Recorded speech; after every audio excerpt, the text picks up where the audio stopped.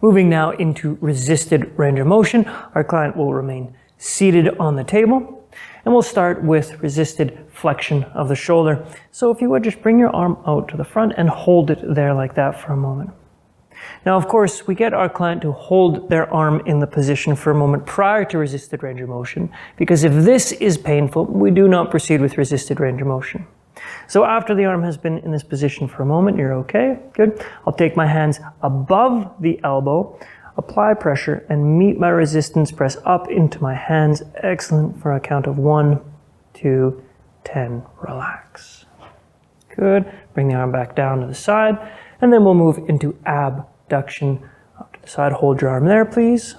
And in this position, we're going to want to have one hand above and below the elbow. And when you're ready, push up into my hand for a count of 1, 2, 10, and relax. We'll now move into extension. With extension, I'll be on the side as well. And with one hand on the posterior aspect of the elbow, we'll ask our client to bring the arm back. Go ahead and push into my hand, meet my resistance for a count of 1, 2, 10, relax. Good. Then moving into medial and lateral rotation. With medial rotation, one hand is going to be firmly gripping the elbow. The other hand can go into either a handshake position or we can grip the wrist. And with this hand, please try and touch your belly, bring your hand in. Excellent. It's resisted medial rotation for a count of 1, 2, 10, relax. And then switching into lateral rotation. I simply change the position of my hands. So one hand is going to grip the elbow on the inside, the other hand on the outside. And what I'd like you to do is turn your arm out like that. When I ask, go ahead. Out, 1, 2, 10, relax.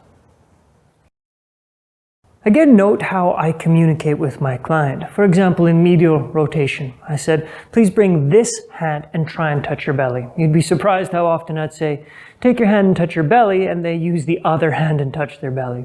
Or when I say, bring your hand out to the side, I'll say, turn your arm out to the side like this, and I'll show them exactly what I'd like them to do. If I say, bring your hand out to the side, they might bring their arm up to the side.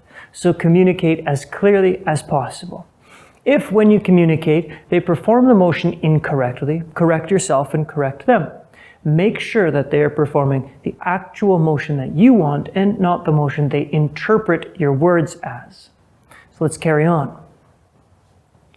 Next, we will do resisted adduction. So I bring the arm out to the side. One hand goes above the elbow, one below. And when you're ready, bring your arm towards your body. Meet my resistance. Go ahead when you're ready for a count of 1, 2, 10, relax. There are 2 more motions we need to complete within the shoulder.